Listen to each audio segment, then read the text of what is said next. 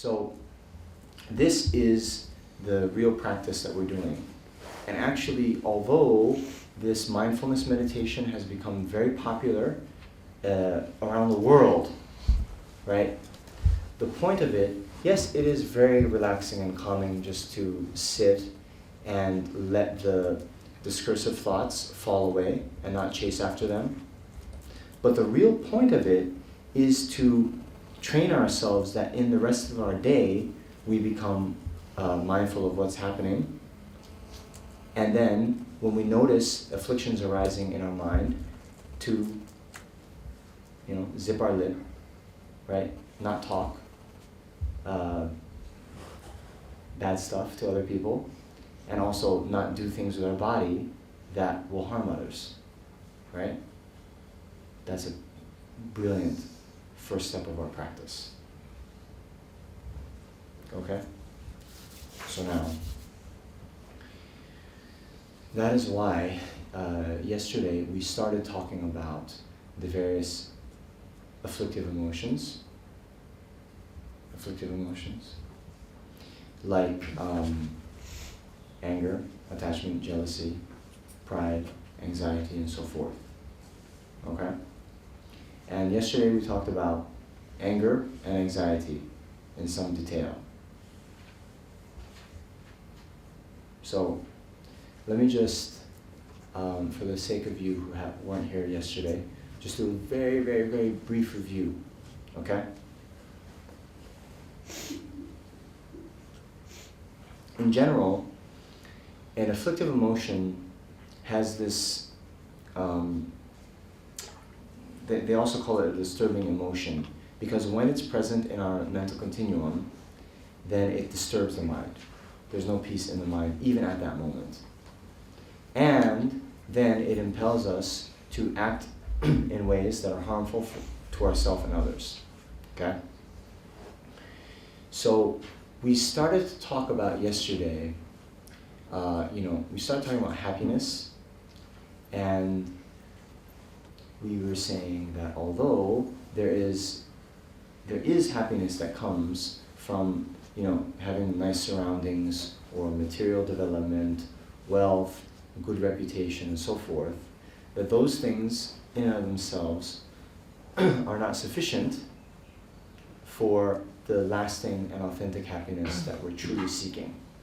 Why? Because we even see people in the world that have all those things, yet they're not happy. And the evidence of that is when we looked at the Hollywood celebrities, how many people in that peer group still experience sore throats.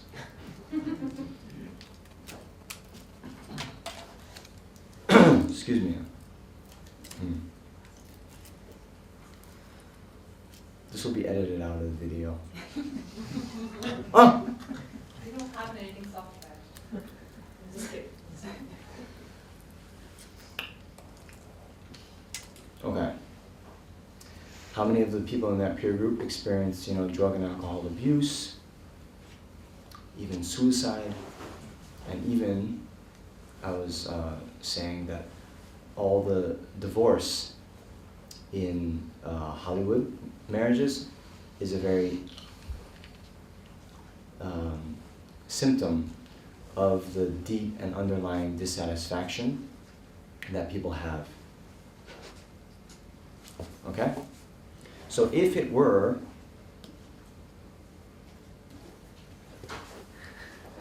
the kind of magic formula that people are talking to us about, that society is saying, get this equals happiness, then everyone with those things would be experiencing happiness. But that's not the case. And the converse of that is, then the people that don't have those things would necessarily not be happy. But we also see that that's not true.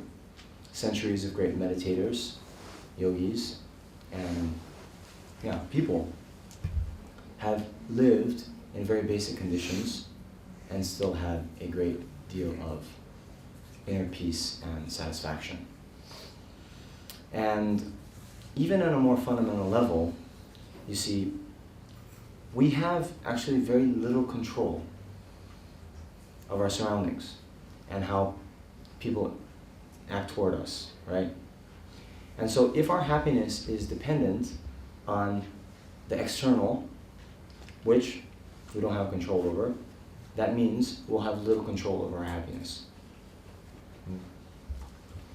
So this is the part of the point around Shantideva saying, he gives an analogy. Where would you find enough leather to cover the whole earth? But if one wears shoes, it serves the same purpose. Similarly, where could I find, or where could I ever be able to subdue all the unruly sentient beings in the world? But if I subdue my own mind, what else is there to do?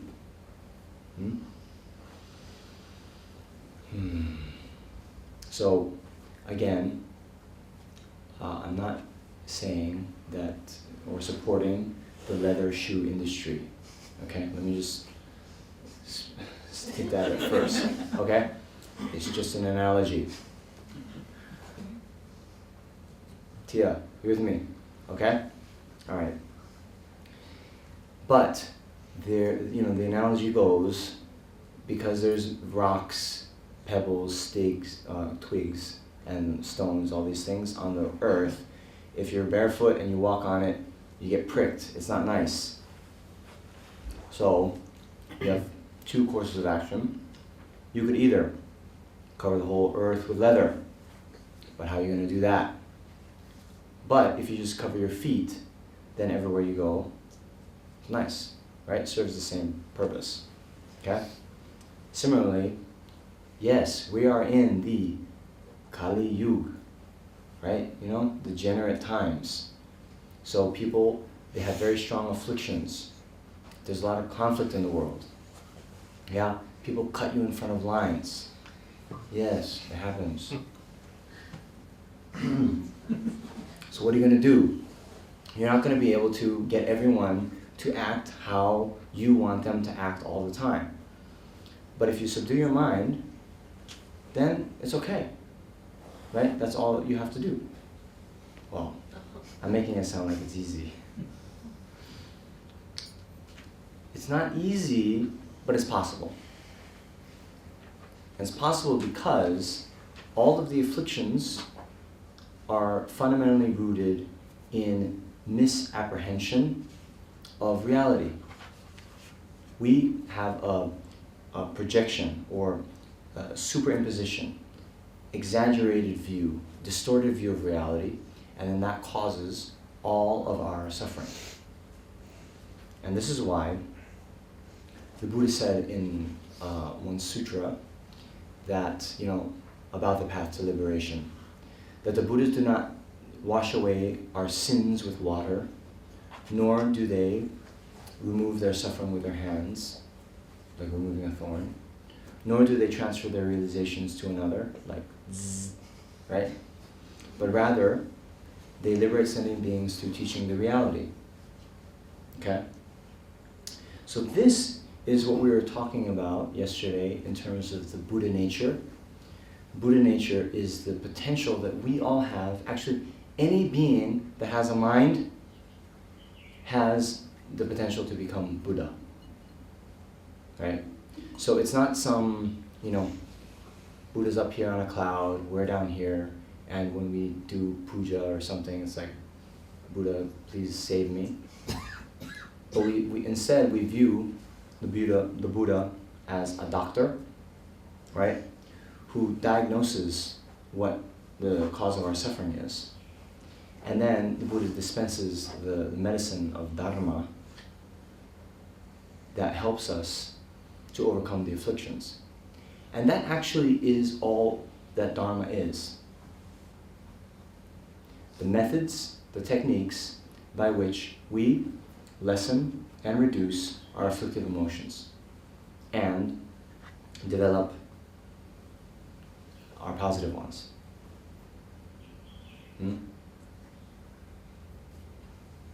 So, as I was saying, all the afflictive emotions are rooted in distorted views of reality. Okay? So the common thread by which we apply antidotes to the afflictions is to investigate the reality. In those times when an afflictive emotion is arising, how are things appearing to us at that time? And then, is that in accordance with reality or not? When we determine that it's not in accordance with reality, then that affliction will go away. With a bit of effort, right? So yesterday, we were talking about anger and anxiety. And just again, to recap, when we have a mind of anger, it views an object and exaggerates its negative qualities, and then we wish to harm or destroy that object. Okay? In particular, we get angry when we are harmed. And then how we view that situation is we interpret that harm as being 100% coming from the side of the harmer. And we are just an innocent bystander. Of course, I didn't do anything, you know? So what we tried to do yesterday is just loosen this firm identification of the blame being 100% solely on the side of the perpetrator, and we are the blameless victim. Yeah? And how we did that is looking at when we are criticized, how, again, we started with the easy example of criticism, because when working with afflictions, we want to start with the easy cases and then go to more difficult ones. But at least for criticism, right, it's not just that the words in and of themselves are the ones that are harming us, but rather, let's say we are called stupid.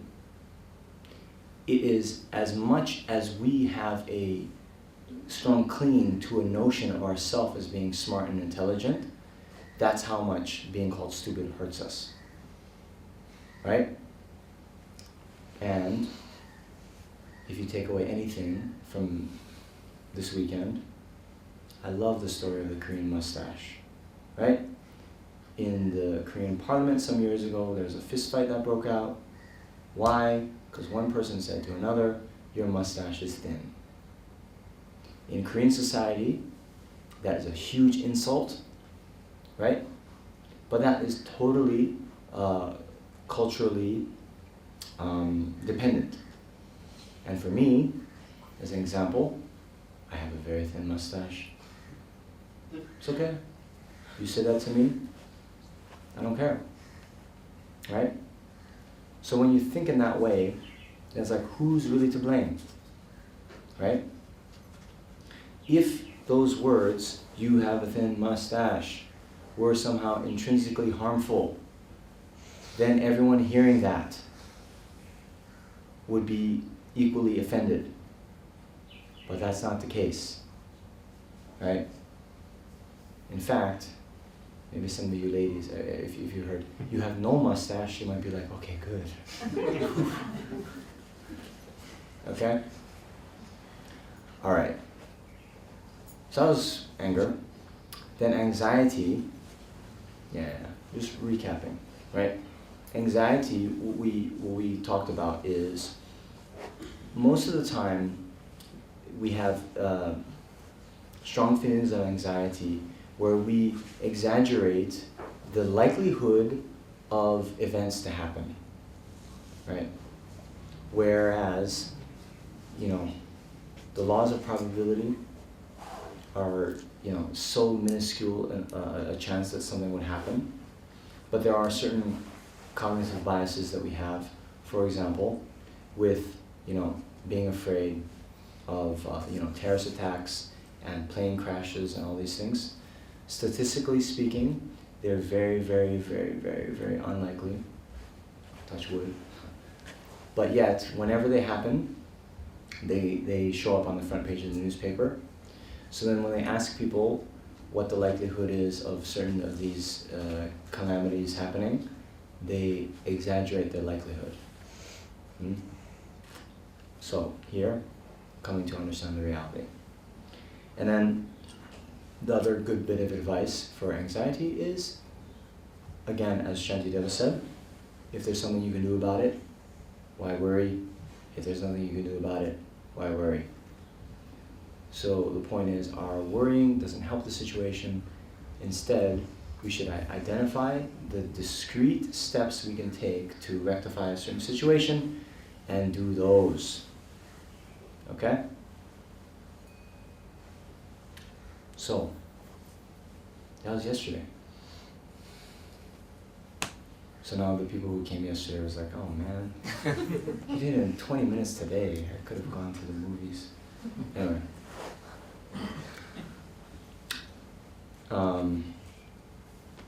Yeah. So today, I wanted to continue with the other afflictions that are the top troublemakers in our life. And attachment. Okay? Attachment.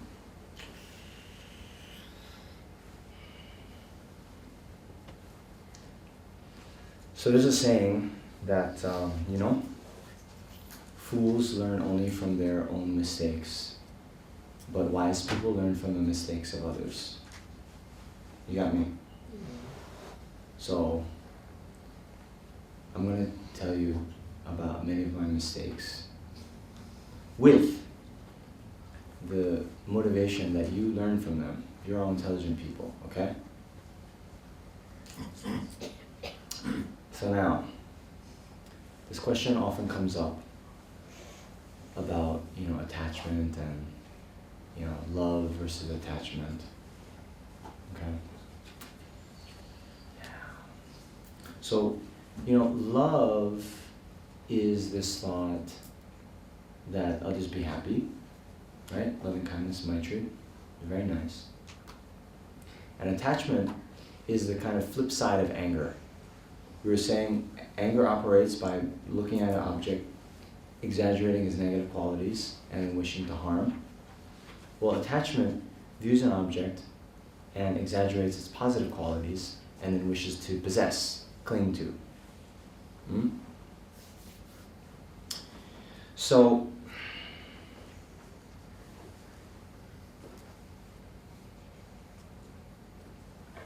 Rebecca, you've heard this story before, you've heard all these stories before, but please, although you've heard it before, just pretend you didn't and then laugh again, okay? All right. So, here's just one thing to set the stage, okay? Now, the problem with us is our notion of love and our notion of attachment are so mixed. And it's very difficult to know where one ends and the other begins. So let's just do a thought experiment, okay? You imagine a situation where you're at a party with your significant other, okay? Having a good time. You go to the other room to get a beverage, a virgin mojito, okay? You come back and your partner is there talking with, okay, so I'm gonna do it for the heterosexual males, okay? All right. Then your partner is talking to a very good looking guy, muscular, nice, everything's there. They're chatting. Not only they're chatting, she's laughing. Okay? Not only is she laughing, she does the head up laugh. I know.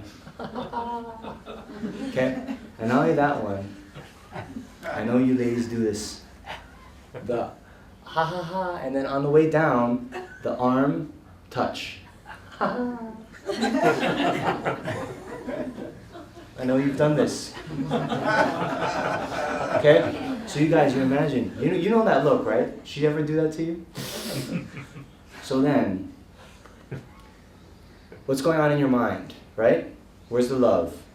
Oh wow, she looks like she's having a great time. She looks like she's happy. Oh, I'm so happy for her. Sorry. You know what?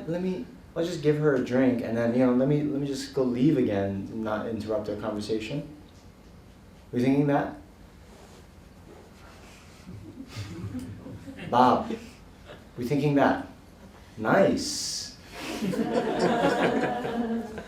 So most of us, no way. No way. What's happening? What's really going on? The jealousy comes.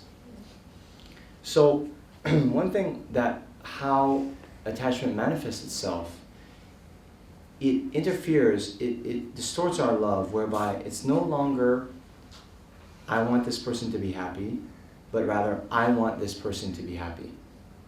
I want to make this person happy, right? Because if we look, well, I don't know, if I look deeply, we feel a sort of, some kind of inadequacy in ourselves, right? And then this other person, right, that we give some happiness to, that then somehow reaffirms our self-worth. Does that happen? Right? So it's like, we don't feel good, we don't feel comfortable about ourselves, but there's this other person that gives us the seal of approval, right? This other person, thinks that we're worthy of being loved, thinks that, we're attractive and we're funny and all these things. And so, the love isn't actually about them, but it's about us. And it's about what they do to boost our deflated sense of self. Does that happen to you? So, we gotta look into this, right? We gotta look into this. Now, how it plays out is, well, we have these unrealistic expectations for the other person's behavior, right? And we think that they'll always act in a certain way, right? That will be boosting and affirming to us, okay? Now, isn't it? So let me give you a little example. At one point, anyway, I wasn't always in monk's robes, okay? So let's just get that off the table. At one point, I was in a long distance relationship, which is the worst. But I was living in London and my girlfriend was living in New York, okay? All right. So then, I'd fly back every so often, maybe once a month, once every 3 weeks, to visit her. Okay. Now, at that time, although I was working in London, my client was in Amsterdam. Okay? And so I'd be flying from Amsterdam to London and sometimes to New York, right? So my passport had every week, 2 stamps from Amsterdam. Okay? All right. So now I go back to the US. Okay? And I'm at the customs. And the customs officer says, "What's the purpose of your visit?" And I don't know. Now, mind you, I've just been on a 7-hour flight. I say, "Pleasure." That's the wrong answer, okay? That's the wrong answer. I think, don't you see that in a movie? Business or pleasure? Pleasure, right? It's the wrong answer. So then he looks at my passport. "Oh, been to Amsterdam a few times, have we?" "Come to this line, sir." Then, I'm getting searched, all this stuff.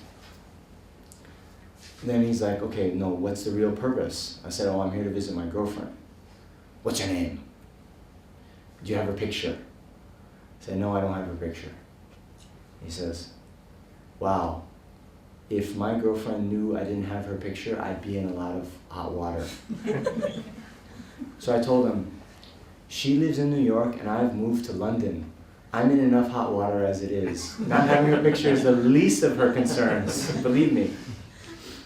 Anyway, I'm getting grilled, and after some time, this very unpleasant situation, I finally go through. And as I go through to the outside, my girlfriend was there.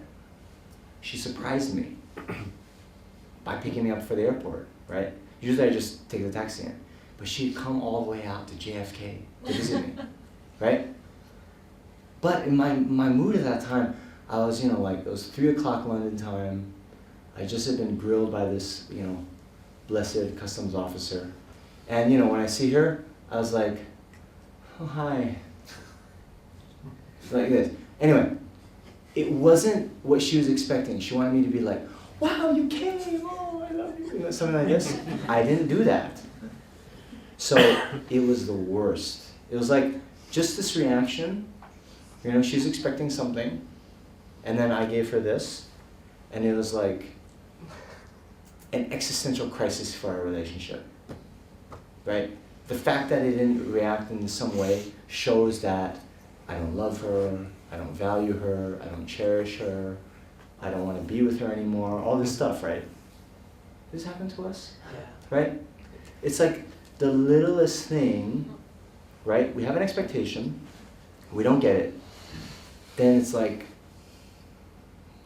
the, cock hates the fan. You get that expression? So why is that? Why is that? I'll give you another story. It's Sunday morning, we gotta keep it light, okay? And then I'll tell you some strategies about it.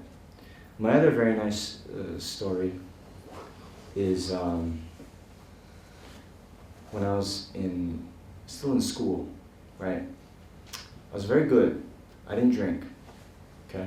Very good boy. Then, at any rate, my friends and I, we played Monopoly. This board game? Monopoly? Team Monopoly. The rules were, your teammate couldn't be your significant other, okay? Had to be someone else. Mix things up. So I'm there, my girlfriend's on another team, and Monopoly, you have to buy the 3 tiles of the same, the 3 properties of the same color. And then if you do that, you're able to build hotels and get all sorts of, the big bucks. Okay. So I needed Marvin Gardens. I had the other 2. I needed Marvin Gardens.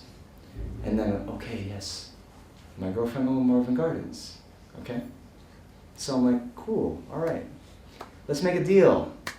Say your price. So her partner, her Monopoly partner, Landon DeVille, was like, no, you have to have a price, right? Everyone has their price. No, we're not selling it to you. No, look. And I was trying to do all the deals, right? We'll give you whatever, 3 times the face value. Then in the rest of the game, if you land on these whole properties, you don't have to pay whatever you want, let's make a deal. No. So I get really pissed off. Okay? And who do I get very angry at? Landon or my girlfriend? Girlfriend. Right? Why? Because I was expecting, what? You don't love me anymore? You won't sell me the Marvin Gardens? What? Right? Isn't it? This happened to you? You won't sell me the Marvin Gardens, therefore, it totally undermines my sense of self-worth. It totally undermines, that she loves me. It's the worst thing ever. So what is going on here? Yes, there's some unrealistic expectations. But the other thing, and let's be solutions focused. One thing to keep in mind, I think will help, is, everything is not about you. You with me? Everything is not about you. You write that in your notebooks. Everything's not about you. So, okay, on a very, I don't know, big picture level, maybe that was the right thing to do in the game. If you prevent other people from getting Monopoly, your chances of winning the game will be enhanced, right? So, they want to win the game. Okay, good move. There's other properties that I didn't sell to other people, right? So, it's not a grievous kind of crime to humanity that she wouldn't sell to me. That's how you play the game. Right? Then the other thing is, what is this? Like, if another person, right, didn't sell it to me, would I get so upset? No. But this person was just loading all these expectations on them. And then, remember, as we said yesterday, our satisfaction in life is the reality minus expectations. You got that? You do the math? Which means higher expectations, then reality is not going to meet that. And so we're going to be very unhappy. You get that? You with me?